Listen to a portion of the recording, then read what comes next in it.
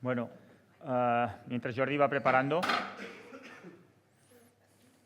hablar un poco del despiece del potro. Las piezas son muy parecidas a las piezas de la ternera, sí que hay distintas formas, algunas piezas tienen distinta forma. Perdonad en castellano, que hay piezas que no sé cómo se llaman en castellano. Culata y babilla sí que lo controlo, pero hay muchas piezas que tengo el nombre en catalán y no lo sé en castellano. Y ligado un poco con lo que hablaba antes Marta de las propiedades de la carne, sí que el potro tiene el hándicap de que se oxida mucho y se enfea mucho más rápido que las otras carnes. Por ejemplo, ahora que está tan de moda los chuletones de 30 días, de 60 días, de 90 días, eso lo haces con un potro y no es madurada, sino que es podrida. A veces la ternera, ya pienso que también ya llegas a estos límites, ¿eh? Pero el potro no, el potro en 10 días ya empieza a cantar y el color pues no es bonito, como decía Marta, para el cliente, ¿no? Pero esto es un hándicap, pero la gran ventaja que tiene es el tipo de grasa que tiene. Esas palabras tan técnicas que nos ha transmitido Marta del IRTA, es muy importante la diferencia de la grasa. O sea, la grasa del potro es más aceitosa, es más aceite que otras grasas de otras carnes, ¿no? Tú pones otras carnes al sol y una carne, ese chuletón mismo costillar que nos enseñaba Pep, lo pones al sol y empieza a degotar aceite. Cuando las otras grasas tardan horas a degotar ese aceite y es un aceite muy distinto, ¿no? Es la gran ventaja que tiene el potro, el tipo de grasa que es mucho más saludable. Jordi, tú mismo, si estás a punto. Vale. Sí. Espérate. Hòstia, ara no hi ha connexió a internet. Tenen wifi aquí. Bueno, és igual, ho farem així. Un momento, que preparo esto de la tecnología. La cocina ya me va justo, pues la tecnología no veas. Y además sin gafas, tú.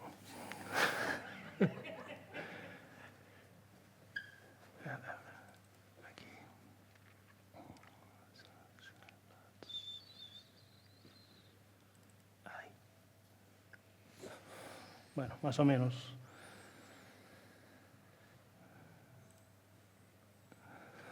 Más o menos, ¿eh? En primer lugar, se tiene que hablar en castellano. Voy a pedir disculpas por triturar esa lengua porque veréis que mi soltura es fatal. O sea, vamos a ver, si Joan ya ha dado una buena introducción, lo mío va a ser de pena. Pero bueno, vamos a intentar explicarlo lo mejor que sepamos. Soy Jordi, vengo del restaurante Can Japet, aquí en la comarca, un restaurante pues, de tradición familiar. Y me han llamado para hablar un poco de esta cocina del potro, ¿no? Esta cocina tan nuestra de esta zona, que a lo mejor pues, es una cocina ya moderna, porque antes tampoco se estilaba tanto comer potro. Y nuestro trabajo, el trabajo de los cocineros, el trabajo de los charcuteros, también es hacer un poco de pedagogía en este sentido. Porque cuando yo muchas veces que he llevado un plato de potro a una sesión o a una degustación o a lo que sea, te dicen, caballo. Cuidado, vamos a diferenciar. No es lo mismo una vaca que una ternera, por lo tanto no es lo mismo un caballo que un potro. Un potro está criado y pensado para un consumo y el caballo está pensado para otras actividades, ¿no? Dicho esto, empezamos con esta cuina del poltre, con esta sesión. La cuina del poltre, en principio, las partes del potro son similares, por no decir iguales a las de la ternera, por lo tanto, cualquier pieza que se nos ocurra cocinar de potro la podemos trasladar a la receta que nosotros tengamos a la ternera. Yo tampoco me voy a estudiar todas las partes en castellano, porque seguro que no, Joan sabe más que yo no sé ninguna. Pero básicamente son las mismas, ¿eh? Sí que es verdad que hay pequeñas diferencias, tanto morfológicas como de composición. El potro a lo mejor tiene un poco más de agua su carne, y lo vemos a veces cuando hacemos un asado, suelta un poco más de agua que las otras carnes. Muy importante también lo que ha dicho Juan de la maduración. así como la ternera la admite mucho más, el potro enseguida oscurece. Yo, de hecho, he traído hoy un tartar y ya lo traigo envasado, porque si no se pone negra la carne enseguida y puede ser igual de buena, pero a la vista no es tan apetitosa, ¿vale? Y como os digo, pues los platos que he intentado traer para explicar en esta sesión pues son los que realizamos normalmente en nuestra cocina, ¿eh? Un tartar de potro, una costilla de potro, como la ha presentado Pep, pero un poco diferente, y por qué no un fricandó de poltro. Todos conocemos bien el fricandó de ternera, pues la misma parte se puede hacer en poltro. Podemos hacer un perfecto fricandó. En este caso hemos utilizado la llata. La llata, ¿cómo sería? La llata, para los técnicos. En castellano, ¿cómo se llama? Llana. Idea, es la parte del anterior, que está el rudo de la paletilla.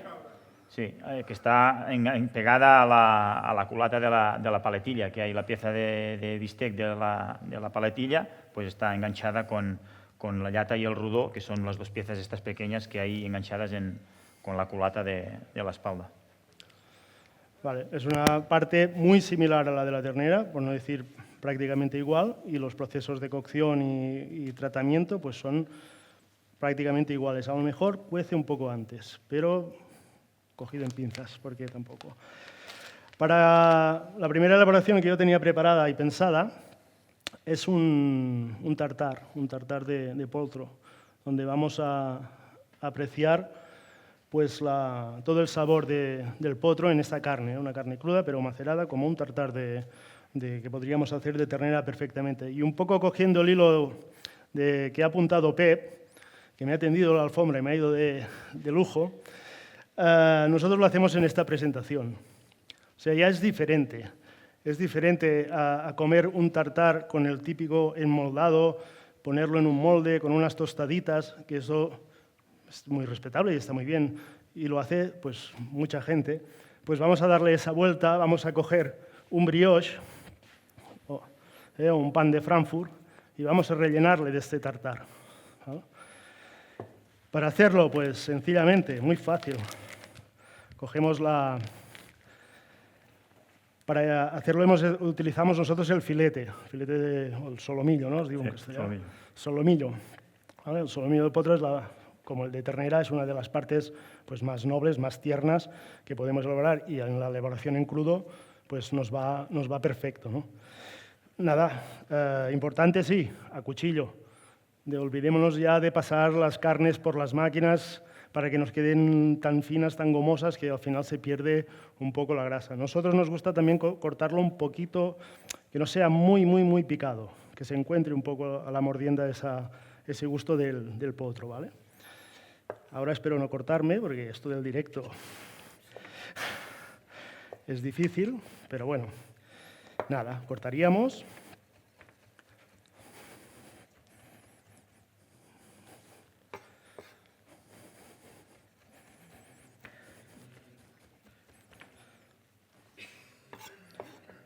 ¿Vale? Un grosor que esté bien.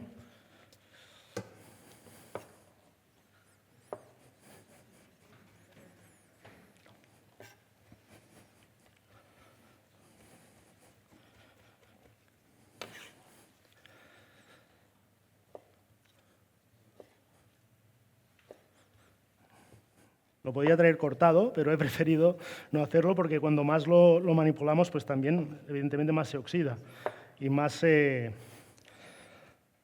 va a afear la carne, ¿no? Vale, pues yo creo que con esto para el bocadillo vale. Es un bocadillo de estos de albañil casi, ¿eh? Es un bocadillo consistente. Este pan nos lo hacen en una panadería de Olot, se llama La Navatería, y hacen muchas piezas también especiales, hacen muchos formatos, muchas medidas, y, por ejemplo, si haces catering, pues se adecuan mucho a tus necesidades, y eso para nosotros es muy bueno y nos ayuda mucho, ¿vale? Pero en este caso he cogido esta mañana uno y digo, para para un paleta, pues sabemos que los paletas tienen que coger energía por el duro trabajo, ¿no? Los demás ingredientes, pues los típicos de un tartar, ¿eh? Le pondremos un poco de cebollino, cebolla tierna picada, unos encurtidos, alcaparra y, com es diu? Cogom, pepino, ara, perdone. Pepino encurtido, sal. El potro sí que admite bastante sal, es una carne bastante dulce, Sí. Al paladar es bastante dulce. Y yo creo que admite bastante condimento, bastante sal, bastante pimienta.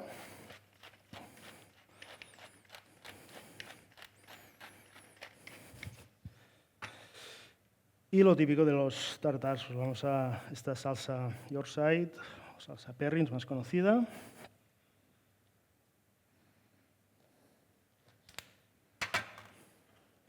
El toquecito picante que nos va a dar el tabasco.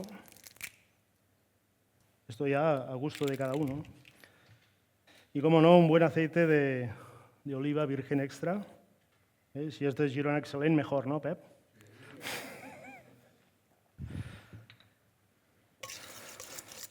Vale, pues ya está, nos queda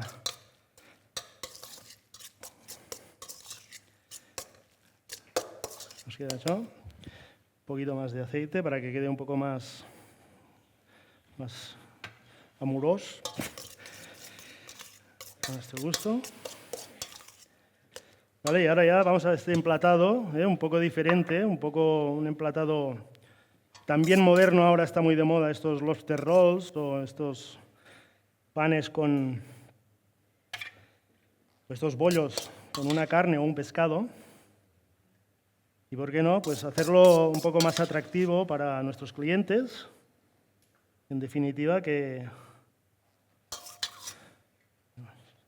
Vale, os habéis percatado que no he puesto huevo. En el tartar mucha gente pues pone el huevo. Personalmente no es que me guste mucho poner huevo crudo en el tartar, pero para asimilarlo más a este plato nosotros lo llamamos un hot dog, aunque esté frío, un hot dog, o lo podríamos llamar un hot roll, o no sé, estos que saben de idiomas y de semántica lo harían mejor que yo. Y para asimilar un poco la mostaza, pues este huevo, es esta yema de huevo, que la cocemos, eso sí, a baja temperatura, unos 70 grados, unos 20-22 minutos, que nos queda esa textura líquida, como de salsa, pero no está el huevo cuajado. Sería un poco esta presentación.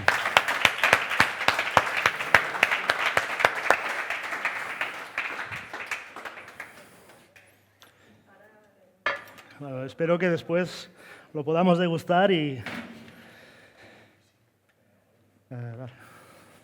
Voy a limpiar un poco el merder que hem fet.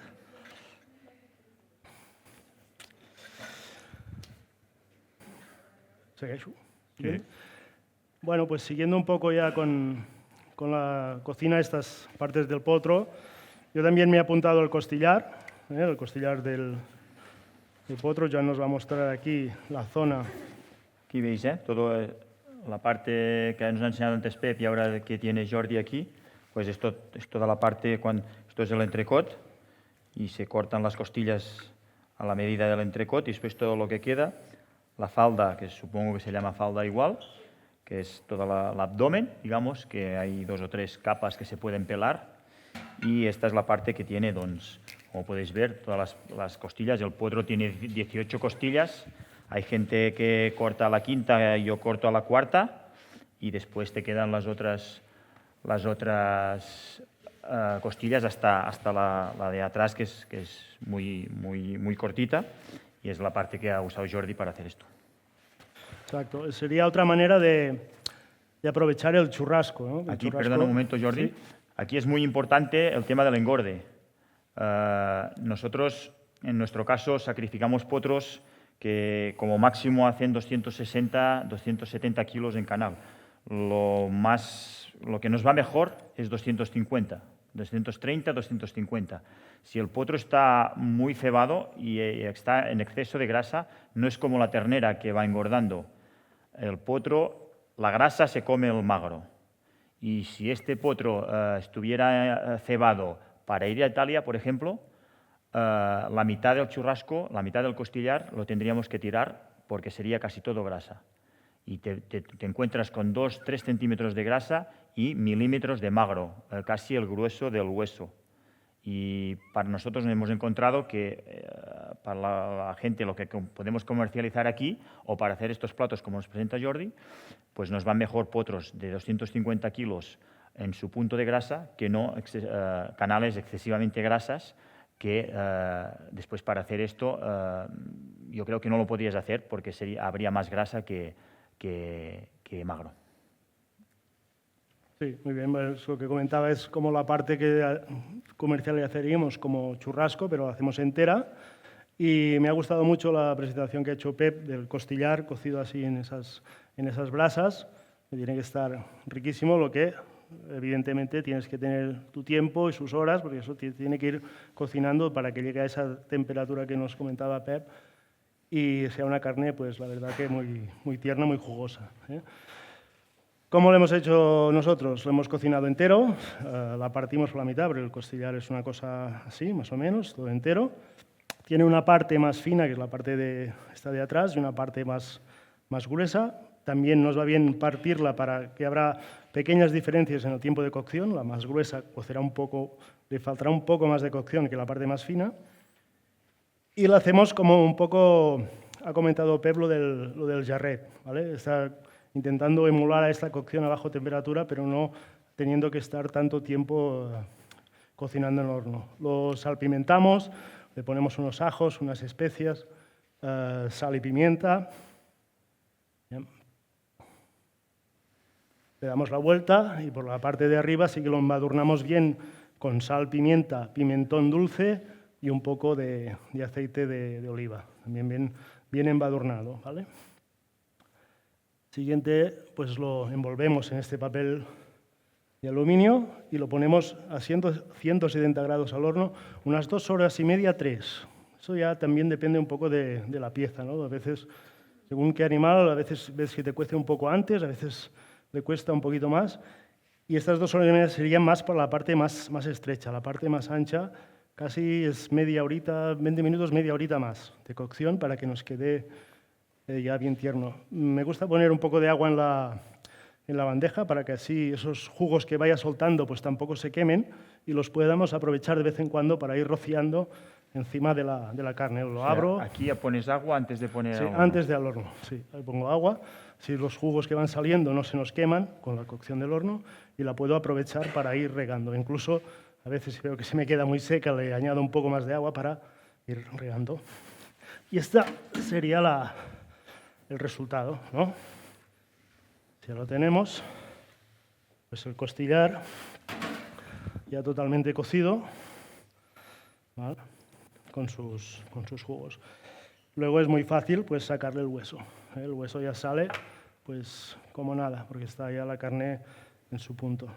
También la podréis degustar, hemos hecho unas pequeñas porciones sin el hueso, que es muy fácil sacarlo y lo podemos, ¿vale? Y también al hilo de lo que comentaba Pep, pues le vamos a dar ese toque un poco más actual, más moderno, ¿por qué no una salsa barbacoa, ¿no? Muchos hemos visto el costillar de cerdo a la barbacoa, eso tan jugoso, pues también lo vamos a aplicar aquí en esta carne, la carne de potro, ¿vale?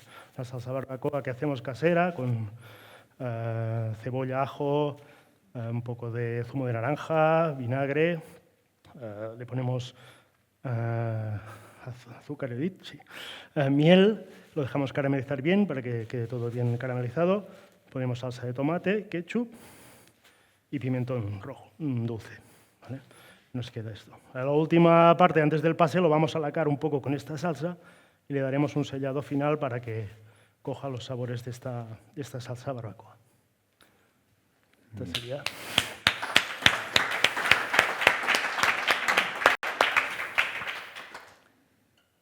Y por último el fricandó, ¿vale? Un fricandó, pues como he comentado, hemos cogido la parte de la llata y yo lo trabajamos igual que podíamos hacer un fricandó de ternera. Lo cortamos, lo enharinamos y lo freímos y en ese mismo aceite, sacando un poco esa harina que se nos había podido requemar, que al final nos puede dar un gusto que no muy agradable.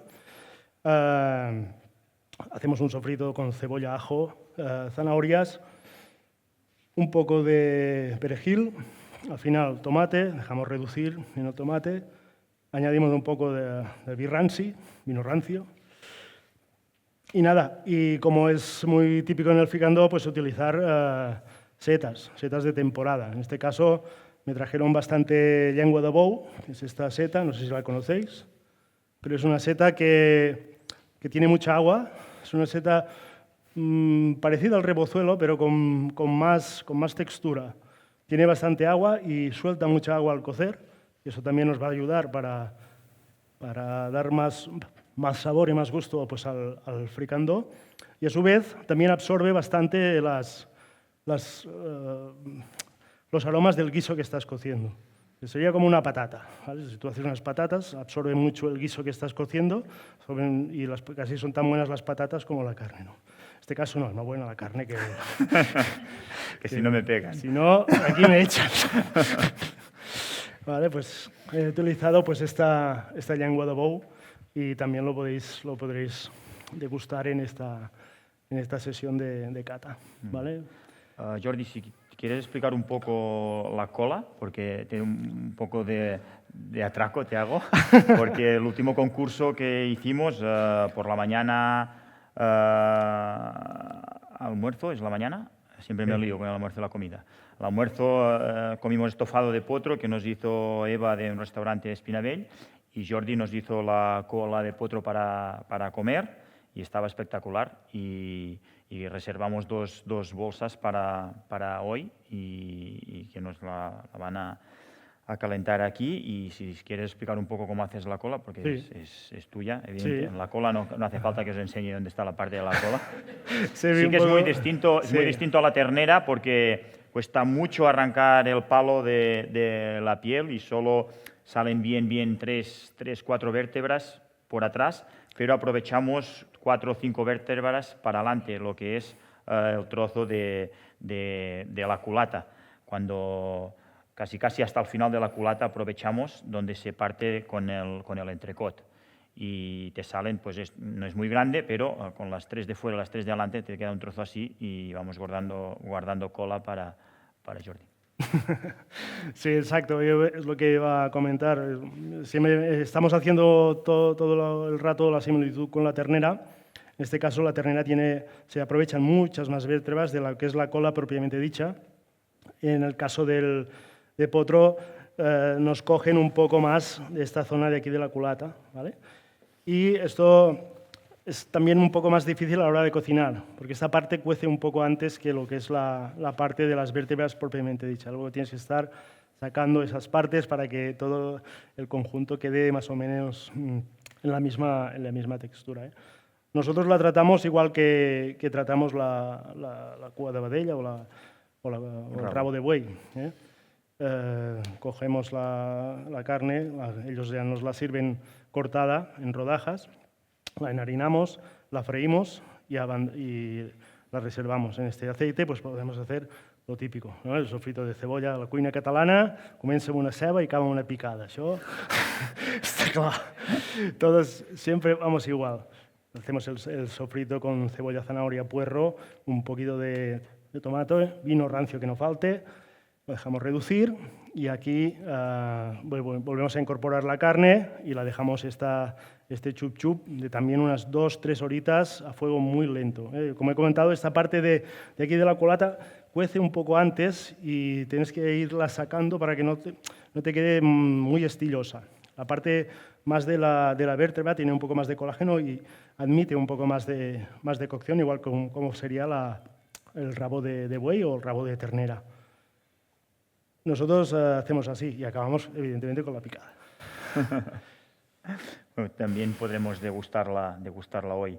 Como degustaremos también que, bueno, últimamente, como hablaba Pep, de ir haciendo cosas nuevas, pues que son nuevas para nosotros, evidentemente. Con Eva, que es mi mujer, la que está aquí adelante, estamos haciendo ahora muchas pruebas. Hoy haréis un poco de conejillo de Indias también porque hacemos pues unas croquetas nuevas, unos raviolis que aún no sabemos bien qué nombre ponerle, unos raviolis de carne de potro, canalones y lasaña, pero hoy probaréis doncs, los raviolis y las croquetas a ver si os gustan. Vamos innovando y para darle un poco de más valor a la carne de potro, que vendiéndola a trozos de carne pues cuesta mucho vivir de ello, la verdad, y vamos experimentando. Muy bien. Pep.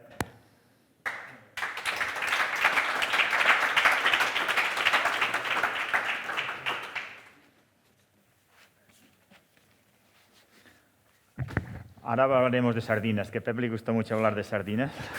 Pues sí, mira, una cosa que me ocurrió, en aquel jarrete que habéis visto antes, nos comimos el jarrete entero, yo chupé todo lo interior, chupé el hueso y mi mujer, que es más catalana del agarre, dice, yo voy a coger el hueso este que nos ha sobrado, lo hemos chupeteado, y voy a hacer un caldito para los perros, para el desayuno de la mañana, ¿no? Joder, me cago en la leche con el hueso este del esto. Lo puso en un bote y yo lo cogí, pensaba que era caldo, que a mí me gusta mucho el caldo, me lo calenté, digo, ¿y esto qué es? Y era el caldo para los perros, pero bueno, también estaba bien hecho, ¿eh? Y me lo voy a dar un sorbo y esto no era caldo de potro, era caldo de pescado azul de la Costa Brava, era caldo de sardinas. Y dices, hostia, ¿cómo puede ser que tenga tanto sabor a pescado azul? Pero es que era sardina a la barbacoa, ¿eh? Era la leche. Y la verdad es que claro, decimos, esto es un hándicap a lo mejor que uno tiene que pensar en ello, ¿no? Pero es que te das cuenta que a lo mejor esto lo podemos jugar. Aquí en la cocina catalana somos muy clásicos de hacer el mar y montaña, ¿no? En hacer guisaditos en los cuales mezclamos el pollo con las cigalas o con la langosta, ¿no? O hacemos los calamares con butifarra, y una carne que ya lleva incorporado el pescado azul, ahora queremos quitarle, ¿no? Tenemos que buscar agila con aquello de hacer el zumo de naranja, quitarle el agua para volver a meter el agua. Yo creo que lo que tenemos que hacer, cocineros, charcuteros, cocineras y esto, es, en lugar de que sea un problema, de que sea una virtud. Y sobre todo, hacer que esta cultura de este producto la tengamos desde niño. Yo cuando hace unos años me fui a un sitio ahí arriba en el Buyanés a dar una charla a unos niños y les hablé de un sitio de estos, no digo restaurante, digo un sitio que hacen hamburguesas de estas muy rápidas, ¿no? Y los niños se miraban y me preguntan, oye, profe, ¿qué es esto? O sea, no sabían de lo que les estaba hablando. Esto te pone la piel de gallina. Evidentemente, esto con la información que tenemos hoy en día, esto ya, incluso que te vayas al lugar más recóndito de la Vall Fosca, todos los niños y niñas conocen este tipo de sitios donde dan estas hamburguesas que no tienen nada que ver con las hamburguesas que podemos hacer de este potro. Con lo cual, yo creo que solo lo que podemos hacer es hacer cultura de producto, cultura de historia, cultura de tradición, para que la gente valore este producto, valore a esta gente que estáis aquí y sobre todo que le demos el valor. Porque ya estamos un poco cansados, yo creo, todos, de tener a veces que defender el precio. Las cosas no son ni caras ni baratas, son caras o baratas en función del valor que tienen. Y si vosotros mismos no empezáis a defender el valor, siempre todo lo van a encontrar caro. Yo el otro día, ayer mismo, les estaba diciendo a algunos, quien se le ocurra decir que el aceite de oliva virgen extra, una botella que vale 20 euros, virgen extra, de lo mejor que tenemos, vale 20 euros, y diga que es cara, que coja, se vaya hoy a un campo ahí a recoger aceitunas todo el día, y con las que haya cogido haremos aceite. 1 litro de aceite, más o menos 10 kilos de aceitunas. A ver cuántos kilos de aceitunas coges para hacer aceite para ti. Seguro que nunca más dirás que es caro, ¿no? Con lo cual yo creo que tenemos que hacer cultura para dar valor a todo lo que hacemos, dar valor a esta carne de potro, a esta carne de potro ecológica, a diferenciar el potro, como decías, Jordi, del caballo, no tiene nada que ver una cosa con la otra. Hablar de raza, hablar de lugares, hablar de el lugar, hablar de tradición, hablar de vanguardia, pero sobre todo a valorar los productos, que es la única forma que nos vamos a salir. Porque, como dice un amigo mío, si queremos ir para precio, tranquilos, que ahí detrás de la montaña hay un mercado en el mundo que siempre todo se va a hacer de un precio mucho más económico. Otra cosa es que sea más barato, ¿eh? Y al fin y al cabo, para acabar, como dice un amigo mío, mejor gastarse el dinero en buenos alimentos que en buenos médicos. En todo caso, a los médicos ya iremos después. Muchas gracias. Salud y buenos alimentos. Salud y buenos alimentos. Gracias a todos por venir hoy aquí. Y si podemos acabar degustando y comiendo poltra, pues mucho mejor, ¿no? Gracias a todos.